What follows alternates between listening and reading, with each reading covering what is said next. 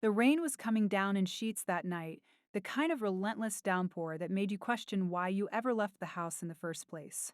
I sat hunched over my desk, staring at a stack of case files, so high they threatened to topple over and bury me alive. My office smelled like stale coffee and damp paper, a fitting backdrop for yet another late night spent chasing deadlines instead of sleep. It wasn't supposed to be this way. When I graduated law school, I had these grand visions of myself striding confidently into courtrooms, winning cases with eloquent speeches that would leave juries breathless. But reality? Reality was fluorescent lights flickering overhead, cold takeout containers littering my workspace, and an inbox overflowing with emails from clients who expected miracles by morning. That's when she walked in, or rather, stormed in. The door swung open with enough force to make me jump, and there she was, framed by the dim light spilling in from the hallway. She looked different. Not just because her dark hair clung to her face in wet tendrils or because her tailored blazer was soaked through, but because there was something about her presence that seemed larger than life. Even drenched and disheveled, she carried herself with a quiet confidence that demanded attention. Her eyes scanned the room quickly before landing on me, and for a moment time froze. "Are you always this hard to track down?" she asked, her voice sharp but not unkind. There was a faint smirk playing at the corner of her lips, as if she already knew the answer and found it amusing. I blinked, momentarily thrown off balance, not just by her sudden appearance, but by the way she seemed to fill the space around her without even trying. "I could ask you the same thing." I shot back, leaning back in my chair to study her more closely. "You're the one who insisted we meet tonight." She stepped further into the room, closing the door behind her with a soft click. As she moved closer, I noticed the small details: the smudge of ink on her thumb, the faint crease between her eyebrows that suggested she'd been frowning all day, the way her fingers absently toyed with the strap of her bag. These weren't things most people would pick up on, but I've always been good at reading people. Or at least, I thought I was. Something about her felt complicated. Like there were layers beneath the polished exterior that I couldn't quite unravel. "I didn't exactly have much of a choice," she said, setting her briefcase down on the edge of my desk. Her tone was measured, professional, but there was an undercurrent of frustration that she wasn't entirely hiding. "This case isn't going to solve itself, and neither are you." Her words stung more than they should have, mostly because they hit too close to home.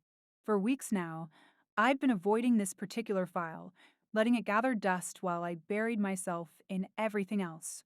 It wasn't intentional, not really, but some cases just felt heavier than others, like carrying them meant taking on someone else's pain along with your own.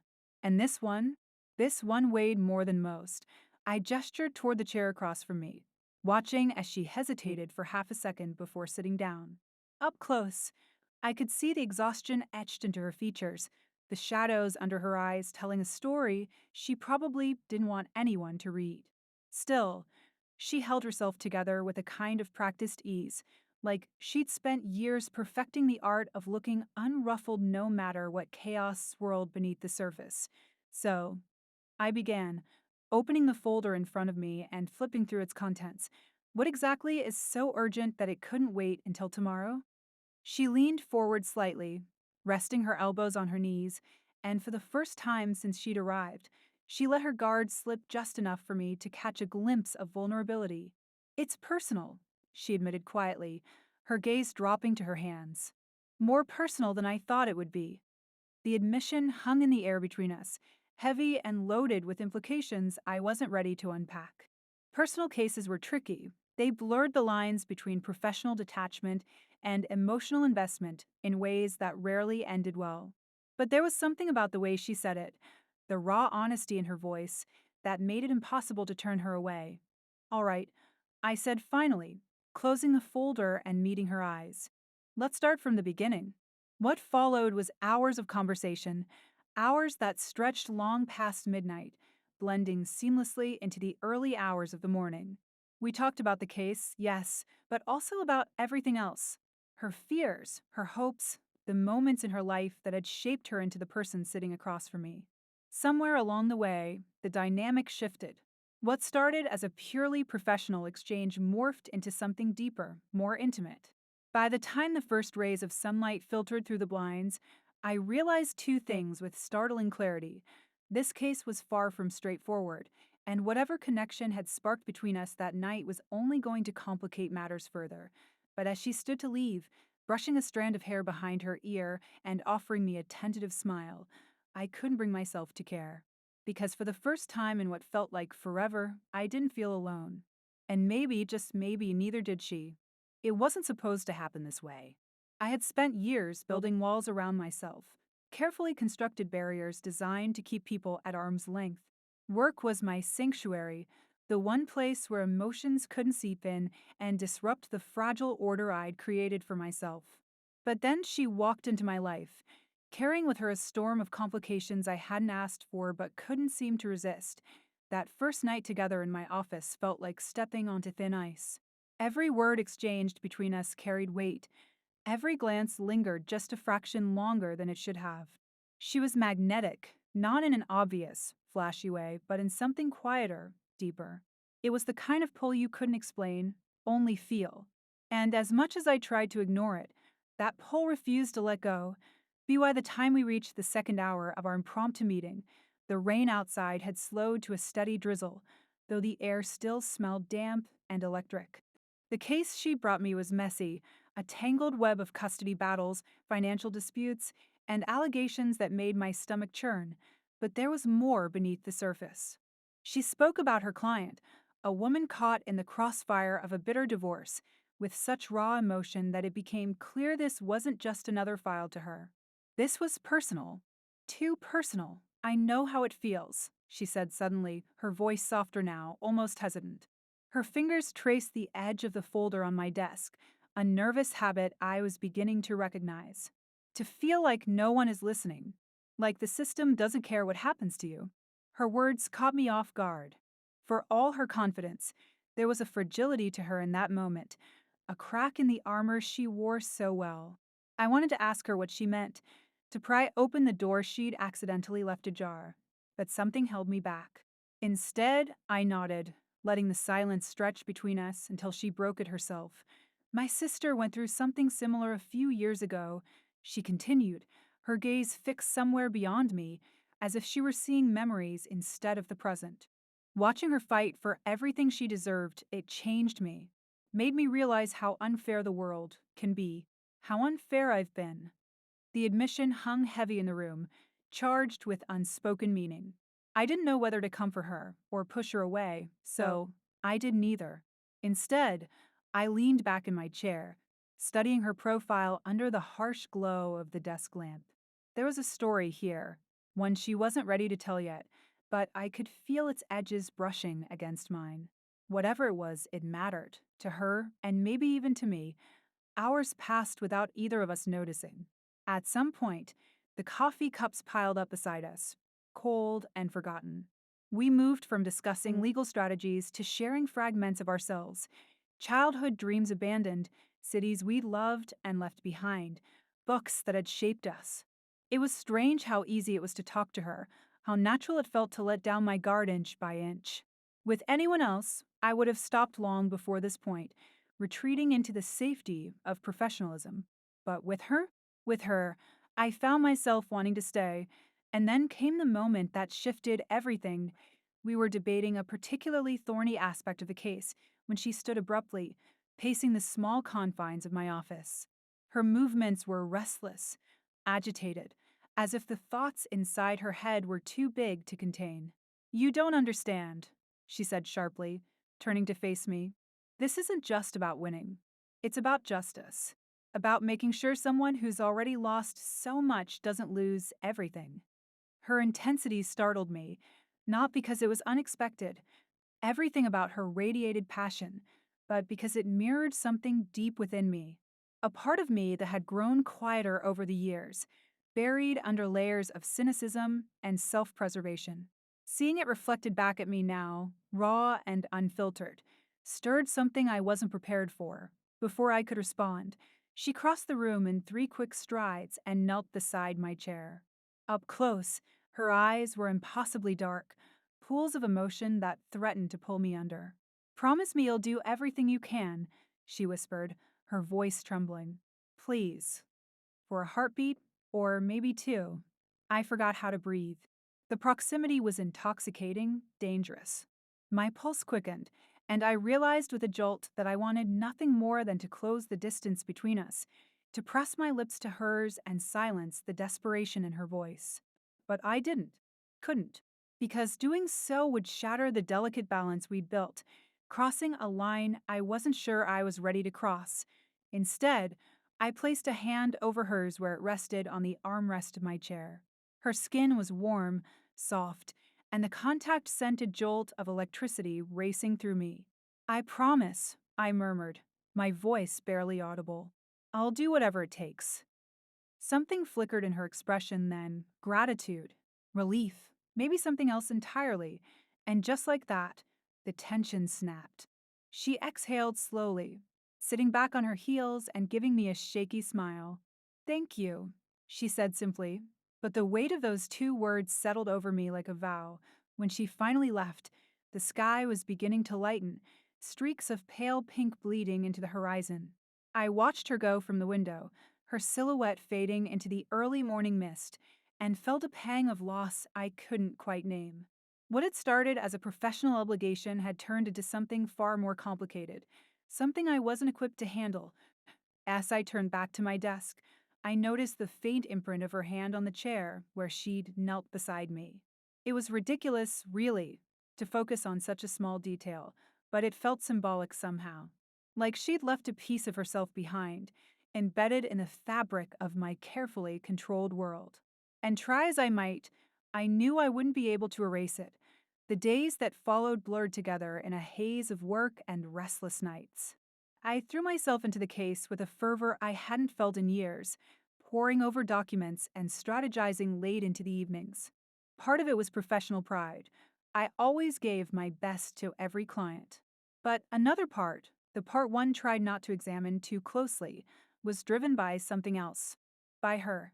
She called often, checking in on the progress of a case, her voice a mix of gratitude and thinly veiled anxiety. Each conversation left me feeling both exhilarated and unsettled, like standing too close to a fire. I told myself it was just the stress of the case, the adrenaline of working on something high stakes. But deep down, I knew better. Deep down, I knew the truth. This wasn't just about the case anymore. Not for her. And definitely not for me. The days turned into weeks, and the case became more than just a series of legal motions and strategy sessions. It was an excuse, a reason to see her again and again, even though I knew better. Every phone call, every meeting, every late-night text exchange felt like stepping closer to the edge of something I wasn't sure I could, or should, jump into. But with each passing day, the pull grew stronger, impossible to ignore. Our next meeting took place at a cafe near my office, a cozy little spot tucked between two towering buildings where sunlight filtered through lace curtains in soft, golden beams. She arrived 10 minutes late, flustered but still impossibly put together, her cheeks flushed from the brisk autumn air outside. The scent of her perfume preceded her, something warm and floral, like vanilla and lavender, and it lingered in the space around her long after she sat down across from me. I'm sorry, she said breathlessly, brushing a strand of hair behind her ear. Traffic was insane. It's fine, I replied, trying not to stare too openly as she unwound her scarf and draped it over the back of her chair. Her hands moved with purpose, deftly folding the fabric before smoothing it out, and I found myself mesmerized by the simple act. There was something hypnotic about the way she carried herself, as if every movement was deliberate yet effortless. She caught me watching and raised an eyebrow, a teasing smile tugging at the corner of her mouth. What? Nothing, I said quickly, looking away and pretending to focus on the menu in front of me. My pulse quickened despite my best efforts to stay composed. This was dangerous territory, letting myself notice these things, but I couldn't help it. Everything about her seemed designed to unravel me. We ordered coffee, hers black, mine with cream, and settled into an easy rhythm of conversation. At first, we stuck to safe topics, updates on the case, logistical details, timelines. But soon enough, the walls came down, brick by brick, until we were talking about everything else. Books we'd read, movies we loved, childhood memories that made us laugh until tears pricked our eyes, her laugh. It was one of those rare sounds that filled a room, bright and unrestrained, like sunlight breaking through clouds. When she laughed, it was impossible not to join in, and before I knew it, I was smiling wider than I had in months, maybe years. For someone who spent most of her life carefully guarding her emotions, there was something intoxicating about being so unguarded with her. One point, she reached across the table to grab a napkin, her fingers brushing against mine briefly. It was accidental, fleeting, but the contact sent a jolt of electricity racing up my arm. She didn't seem to notice, or maybe she did and chose not to acknowledge it, but I couldn't shake the sensation. My skin tingled where hers had touched, and for a moment, I forgot how to breathe. Later that evening, as we walked back to our respective cars, the city buzzed around us in its usual chaotic symphony, honking horns, distant sirens, snippets of conversations drifting from open windows. But none of it mattered because all I could focus on was her. The way her shoulders relaxed slightly when she realized I was walking beside her instead of heading in the opposite direction. The way her voice softened when she spoke about the pressure she'd been under lately, her words laced with vulnerability. I don't know how you do it, she admitted, glancing at me sideways. Stay so calm all the time. I feel like I'm constantly teetering on the edge of falling apart. You're stronger than you think, I said without hesitation. And I meant it. Despite the cracks in her armor, she carried herself with a resilience that inspired awe. Still, hearing her admit weakness struck a chord deep within me. How many times had I felt the same way? How many nights had I lain awake, staring at the ceiling, wondering if anyone would notice if I finally let go? She stopped walking then, turning to face me fully. Her eyes searched mine, probing for something I wasn't sure I was ready to give. Do you ever feel like no one really sees you? She asked quietly, her voice barely above a whisper. The question hit me like a punch to the gut. Because yes, I did. More often than I cared to admit. But saying it out loud felt like opening a door I'd locked long ago, one I wasn't sure I wanted to step through. So instead of answering directly, I reached out and placed a hand on her arm, squeezing gently. I see you, I said simply. For a heartbeat, neither of us moved. The world around us faded into background noise, leaving only the two of us standing there, suspended in a moment that felt too intimate to break. Then she blinked, shaking her head slightly as if snapping out of a trance, and stepped back. Thank you, she murmured, her voice thick with emotion. That means more than you know. As the days went on, these moments multiplied, weaving themselves into the fabric of our interactions until they became almost routine. Late-night texts exchanged while lying in bed, sharing thoughts too big to keep bottled up. Stolen glances during meetings that lasted just a fraction longer than they should have. Small gestures, a hand brushing against mine as we passed papers back and forth, a lingering touch on my shoulder when she leaned in to point something out, that left my heart racing and my mind spinning. But with each step forward, there was also hesitation. Doubt crept in during quiet moments, whispering reminders of all the reasons this was a bad idea. She was my client's advocate, technically part of the opposing counsel, even if her role was supportive rather than adversarial. Crossing that line would be unethical, reckless. And yet, the thought of pulling away felt unbearable. One evening, after another marathon session poring over documents in my office, she stayed behind to help me clean up. We worked in comfortable silence, stacking folders and clearing empty coffee cups until only the faint hum of the overhead lights remained. As she bent down to pick up a stray pen, her hair fell forward, obscuring her face, and without thinking, I reached out to tuck it behind her ear. She froze, her breath catching audibly, and straightened slowly.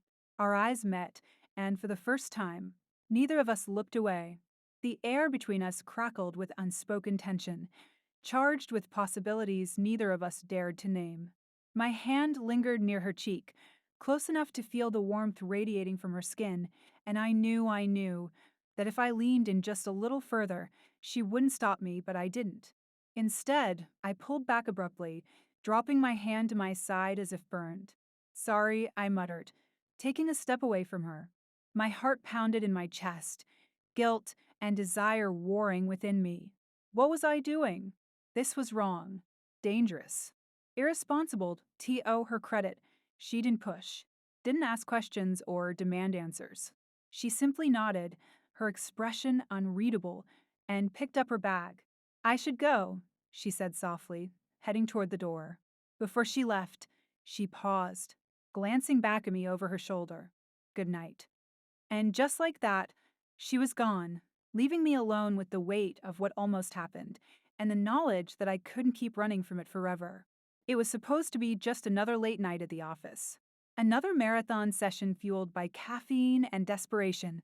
Another attempt to untangle the mess of legal jargon and conflicting testimonies that made up the case.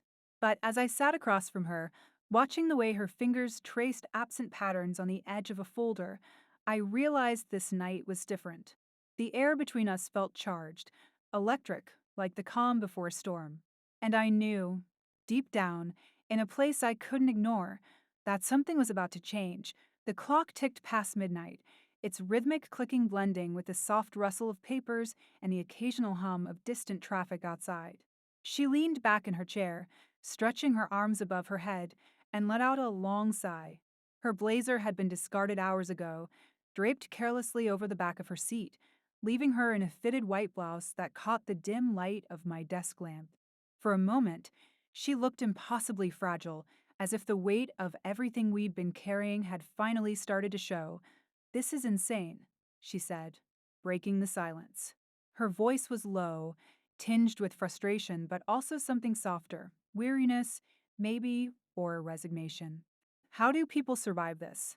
The fighting, the waiting, it's exhausting. I set down the document I'd been reading and studied her face. There were shadows under her eyes now, faint but noticeable, and her usual composure had slipped just enough to reveal the cracks beneath. It hurt to see her like this, raw and unguarded, because it reminded me of how much she cared, not just about the case, but about the people involved, about doing what was right, no matter the cost. It gets easier. I lied, knowing full well it didn't. Not really. Some wounds never healed. They just learned to scar over. You just have to keep going.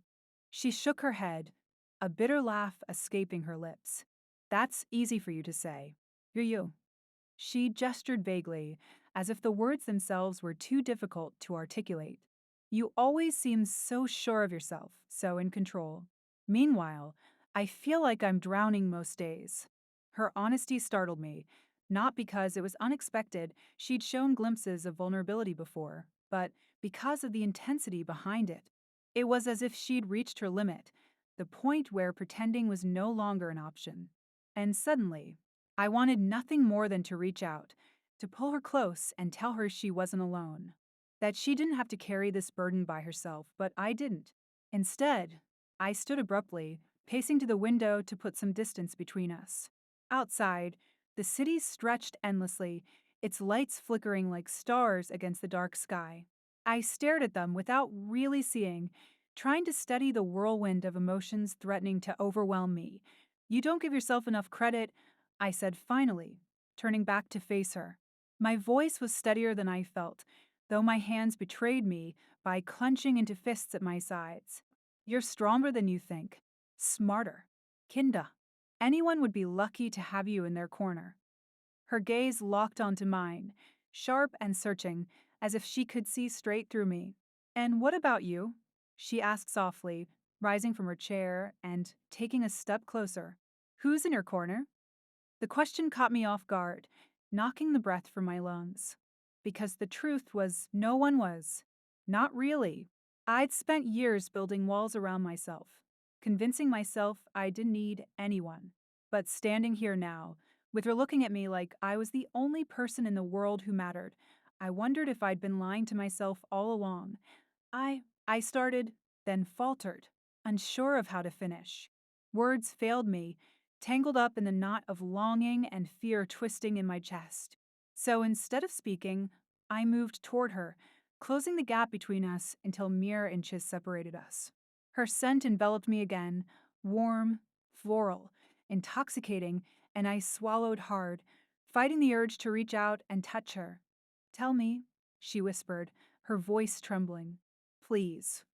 And that was it. That single word, spoken with such quiet desperation, shattered whatever resolve I had left.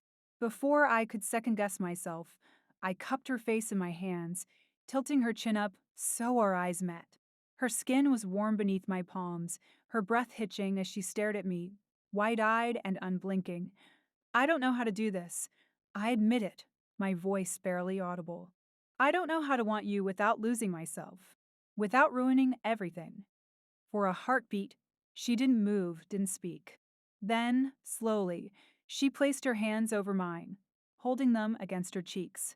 "Maybe we don't have to figure it out right now," she murmured, leaning into my touch.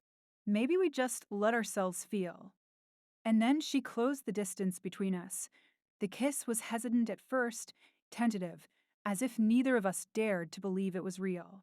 Her lips were soft, trembling slightly, and when I responded, it was with equal uncertainty. But as the seconds stretched into moments, something shifted. The hesitance melted away, replaced by a hunger neither of us had allowed ourselves to acknowledge until now. My fingers tangled in her hair, pulling her closer, while hers slid down my arms, gripping me tightly as if afraid I might disappear. Time stopped. The world outside, the ticking clock, the distant hum of traffic, the endless sprawl of the city, faded into nothingness. All that existed was her. The warmth of her body pressed against mine, the taste of her lips, the sound of her ragged breathing mingling with my own. It was overwhelming, terrifying, beautiful, all at once. When we finally pulled apart, gasping for air, reality came crashing back in waves. We stared at each other, chests heaving, hearts pounding, both of us grappling with what had just happened. Neither of us spoke. There were no words big enough to contain the enormity of the moment. Instead, she rested her forehead against mine, her eyes closed, and exhaled shakily. "What happens now?" she asked quietly, her voice thick with emotion that I didn't answer. I couldn't, because the truth was I didn't know. This changed everything and nothing. The case, the ethics, the boundaries we'd crossed, they weren't going to magically disappear. If anything, they loomed larger now, casting long shadows over whatever fragile connection we'd forged. But as I stood there, holding her hand in mine, I realized something else. I didn't care. Not about the consequences, not about the risks. All I cared about was the woman in front of me, the one who saw me when no one else did. The one who made me want to be brave, even if it scared me to death. S.O. instead of answering. I kissed her again, pouring every ounce of uncertainty, longing, and hope into the gesture. And for the first time in what felt like forever, I let myself believe that maybe, just maybe, we could find a way to make this work. The morning after the kiss, sunlight streamed through the blinds of my office, painting golden stripes across the floor. I sat at my desk, staring blankly at the case files scattered in front of me, but my mind was elsewhere. Every nerve in my body felt raw, exposed, as if the events of the previous night had stripped away layers I'd spent years building up. My lips still tingled from the memory of hers, and the weight of what we'd done hung heavy in the air. She hadn't stayed long after that second kiss. Instead, she pulled back abruptly, her eyes wide with a mixture of fear and wonder, and muttered something about needing to leave. Before I could stop her, or even process what was happening, she was gone, leaving behind only the faint scent of her perfume and the ghost of her touch on my skin. Now, sitting alone in the quiet aftermath, I couldn't shake the feeling that everything had changed, and not just between us. For days, we avoided each other. Texts went unanswered, calls unreturned. Meetings were scheduled via email, brief and impersonal, as if neither of us trusted ourselves to be in the same room without unraveling again. It wasn't sustainable, of course. The case demanded our attention, forcing us into proximity whether we liked it or not. But every interaction was strained, charged with an undercurrent of unresolved tension that made it hard to focus on anything else. Finally, one evening, she showed up at my office unannounced. The sight of her standing in the doorway sent a jolt through me, equal parts relief and dread. She looked tired, her usual poise replaced by a vulnerability that made my chest ache. Without saying a word, she stepped inside and closed the door behind her, leaning against it as if bracing herself for what came next. "We can't keep doing this," she said softly, breaking the silence. Her voice was steady, but there was a tremor beneath the surface that betrayed her calm exterior. Avoiding each other, pretending nothing happened. I nodded, though the lump in my throat made it difficult to speak. "I know." She crossed the room slowly, stopping just short of where I stood. Her gaze searched mine, probing for answers I wasn't sure I had. "What do you want, Alex?" she asked, her tone almost pleading. "Because I can't keep going like this. Not unless I know where we stand." Her question hit me like a punch to the gut, forcing me to confront the truth I'd been running from. What did I want? The answer should have been simple: to win the case, to maintain my professionalism, to protect myself from the chaos of emotions she stirred within me. But none of those things felt true anymore. Not completely. I started, then hesitated, the words catching in my throat. Taking a deep breath, I forced myself to meet her eyes. "I want you, but I don't know how to reconcile that with everything else, with the case, with the boundaries we've crossed, with who I thought I was supposed to be." She let out a shaky laugh, shaking her head slightly. "You think I have all the answers? That I'm not just as lost as you are?" She took another step closer, closing the distance between us until we were standing toe to toe. "All I know is that being with you feels right, even when it doesn't make sense. And maybe that's enough." Her words settled over me like a balm, soothing the jagged edges of my uncertainty. Maybe it didn't have to make sense. Maybe love, or whatever this was between us, wasn't meant to fit neatly into boxes or follow rules. Maybe it was messy and complicated and terrifying because it was real. Reaching out, I took her hand in mine, intertwining our fingers. Her skin was warm, grounding, and for the first time in days, I felt like I could breathe again. "Then let's figure it out together," I said, my voice steadier now. "One step at a time." The weeks that followed weren't easy. We faced judgment from colleagues, from clients, from strangers who didn't understand why two women working opposite sides of a contentious case would choose each other over professional decorum. There were moments when doubt crept in, whispering reminders of all the reasons this shouldn't work. But through it all, we held onto each other, choosing trust over fear, connection over isolation. By the time the case concluded, a hard-fought victory tempered by the knowledge that no legal decision could truly heal the wounds inflicted. We had changed. Not just individually, but together. I had always prided myself on being self-reliant, on keeping my emotions locked away where they couldn't hurt me. But loving her had taught me something different. That strength isn't about holding everything inside. It's about letting someone in, even when it scares you. That on the day the verdict was delivered, we stood side by side outside the courthouse, watching as the crowd dispersed and the city moved on around us. She turned to me, her expression soft but resolute, and smiled. "What happens now?" she asked, echoing the question she'd posed months earlier. This time, I didn't hesitate. "Now," I said, pulling her close and pressing a kiss to her forehead, "we build something new, together." As we walked away hand in hand, the weight of the past lifted, replaced by a quiet hope for the future. The road ahead wouldn't be without challenges, but for the first time in my life, I wasn't afraid of them. Because whatever came next, I knew I wouldn't face it alone.